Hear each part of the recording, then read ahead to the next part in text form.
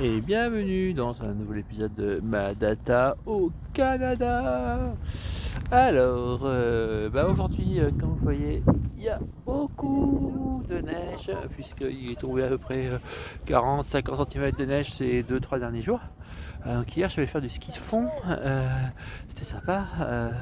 On a loué une voiture on a loué une voiture communauto, donc les voitures partagées, mais c'était bien galère parce qu'il fallait d'abord déneiger la voiture et après pour la garer, comme il y avait beaucoup neigé entre le moment où on l'a prise et le moment où on l'a ramenée. Et ben, j'ai beaucoup de mal à trouver une place pour se garer. J'ai dû enlever la neige pour pouvoir mettre la voiture sur la place de stationnement. Enfin, c'était bien galère. En plus, c'est une voiture électrique, donc avec assez peu de puissance. Donc, c'était pas évident de rouler dans la neige avec. Mais bon, c'était marrant. C'était assez rigolo. Donc là, on est dans le parc Outremont. On voulait aller faire du patin à glace à côté de chez nous.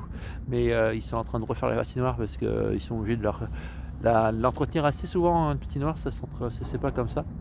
Parce qu'évidemment, dès qu'il y a la neige dessus, ben, tu n'as plus accès à la glace et donc tu glisses plus. Là, donc, ils sont en train d'enlever la neige et de refaire après la glace par-dessus en mettant de l'eau et que ça gèle bien. Donc là, on est le matin et donc on ira en début d'après-midi.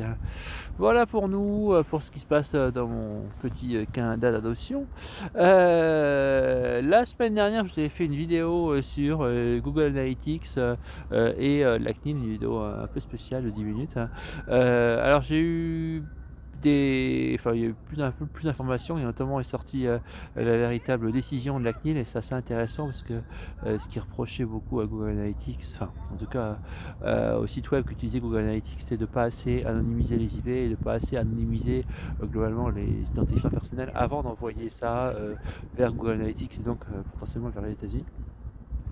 Et ça c'est intéressant parce que nous désormais on utilise quasiment par défaut server-side Google Tag Management qui permet de pouvoir anonymiser les IP de manière assez sécurisée. C'est-à-dire on est sûr que c'est anonymisé parce qu'on contrôle vraiment tout ce qu'on envoie. Donc on sait ce qu'on envoie comme IP. Si on veut aller crypter son identifiant de transaction, son identifiant analytics ou n'importe quoi avant l'envoi, on peut tout à fait le faire. Donc on a un contrôle complet sur les données qu'on envoie à Google, mais aussi potentiellement à Facebook, Microsoft et autres, en fonction de ce qu'on va utiliser comme template. Donc clairement Aperture Server Side est désormais, va être désormais une condition sine qua non pour l'utilisation d'Analytics, de tout Analytics, je ne parle pas que de Google. Même en utilisant Internet ou autre, je pense que c'est bien d'utiliser un Server Side parce que ça permet de pouvoir vraiment garder le contrôle.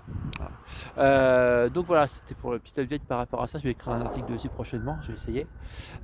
Sinon, pas mal de nouveautés. Là, pour le coup, Google, ils sont bien activés cette semaine. Il n'y a pas eu grand chose ces deux dernières semaines, et là, ça s'est bien bougé. Alors, j'ai pas noté, mais je vais essayer de me rappeler tout ce qu'il y a eu. Intéressant. Alors, au niveau de GA4, deux news assez importantes. Premièrement, il y a eu l'arrivée dans l'API, mais donc ça va bientôt venir dans Data Studio et on espère dans l'explorateur de GA4, l'arrivée de nouvelles dimensions, en particulier landing page et durée de la session, je crois, en tout cas la notion de durée qui commence à arriver. Ça c'est bien parce qu'on n'avait pas ça dans Data Studio, ce qui manquait quand même énormément pour faire la comparaison, enfin pour pouvoir reprendre les rapports GA3 et les remettre sur GA4. Ça c'était deux dimensions qui nous manquaient énormément. Donc ça c'est cool. Donc ça permet de moins frustrer les gens qui passent de GA3 à GA4. Donc voilà, on n'a pas encore tout là, mais c'est sorti il y a quelques jours, donc ça devrait plus trop tarder pour avoir une sortie complètement bien partout. Donc ça c'est super. Autre point, donc ça c'est sorti il y a 2 jours de manière un peu silencieuse, mais j'ai vu les tweets passer dessus, j'ai pas encore testé tout le potentiel, mais j'ai vu que ça marchait. Les segments dans GA4, les segments donc on peut faire au niveau de l'explorateur, sont désormais, avant étaient limités à 93 jours, donc à 3 mois, tout comme dans GA3, et désormais ce n'est plus limité. Waouh, waouh, waouh. Alors c'est limité toujours au 14, par défaut, aux 14 mois d'historique qu'on peut avoir dans l'explorateur dans GA gratuit et jusqu'à à peu près 5 ans je crois dans GA 360 si je dis pas de bêtises. Donc ça c'est bien, c'était un des gros avantages que je disais toujours à l'Explore BigQuery, c'est de pouvoir faire des segments qui dépassent 3 mois en fait. Bon ça BigQuery est toujours super bien, hein, voilà. Mais au moins maintenant ça on peut faire directement depuis l'interface dans GA4 et ça c'est vraiment sympa. C'est un gros plus par rapport à GA3 qui était assez limité par rapport au temps. Voilà, donc ça c'est pour Google Analytics. Au niveau Data Studio, il y a aussi eu des nouveautés avec toute une refonte de la notion de mix de données ou combinaison de données ou en anglais data blending, puisque avant on n'avait qu'une seule sorte de jointure, c'est un peu technique, mais maintenant on a différentes sortes de jointures, ce qui est plus de possibilités, l'interface est plus claire, enfin, c'est quand même mieux. Donc on a fait pas mal de jointures là cette semaine et c'était assez sympa. Bon, j'ai pas fait des trucs de fou, mais c'est quand même intéressant. Bon, ça rame toujours énormément, hein. À partir du moment où tu commences à dépasser 3-4 jointures sur une même page, mon Dieu, ça met 30 secondes chaque modification que tu peux faire sur la Data Studio. C'est pas comment dire, ultra efficace. Il faut encore qu'ils travaillent sur la performance, mais par contre en termes de fonctionnalité c'est plutôt intéressant. Donc voilà, donc ça permet d'envisager un peu plus de faire des jointures efficaces au sein de Data Studio plutôt que de les faire en amont, notamment sur BigQuery. Donc ça c'est cool. Quand on travaille avec que du Google Analytics sur lequel on ne peut pas faire de jointure en amont, et bien c'est quand même plutôt intéressant. Voilà, au niveau BigQuery, alors il y a eu pas mal de nouveautés, mais il y a une nouveauté qui n'est pas encore sortie entièrement, mais qui est en version alpha, je crois, en ce moment, qui concerne les User Defined Functions. Alors, User Defined Functions, ça ne vous parle peut-être pas forcément beaucoup, mais c'est des fonctions JavaScript qu'on peut intégrer au sein de son script SQL. Alors, c'est pas un truc assez fort. S'il y a des choses qu'on ne peut pas faire en SQL nativement et que tu peux faire avec des JavaScript, et ben, tu peux aller mettre ton JavaScript à l'intérieur de ton SQL et ça te sort, ça te sort ta donnée.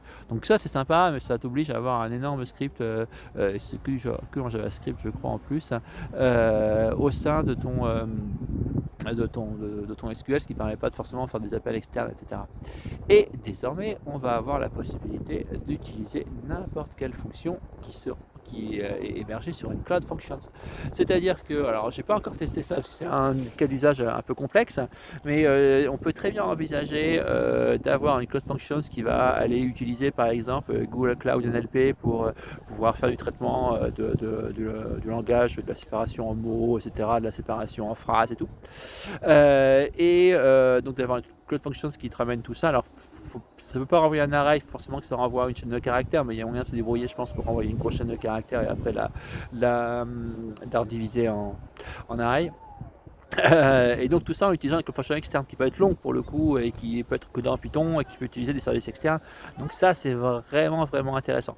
Donc j'ai pas encore testé, mais nous on utilise beaucoup les Cloud Functions à Optimo et donc c'est un sujet qui nous intéresse beaucoup. Alors maintenant c'est vrai que pour des cas comme ça on va plutôt utiliser directement l'API BigQuery et tout faire en Python, mais je pense que ça peut être intéressant d'avoir ça pour des petits scripts et il y a avoir des cas d'usage qui peuvent être assez intéressants. Donc voilà, donc tout ça c'est bon, vidéo assez poussée là, je en ai bien conscience, assez nerd. Donc voilà, une vidéo un peu longue d'ailleurs. Et je vous laisse sur cette petite vision du parc Outremont. Allez, vous avez vu le visage. Voilà, c'est quand même beau la neige, hein. Voilà, c'est super. Voilà. Et mon fils qui est en train de jouer là-bas dans les jeux. Allez, à la prochaine. Ciao.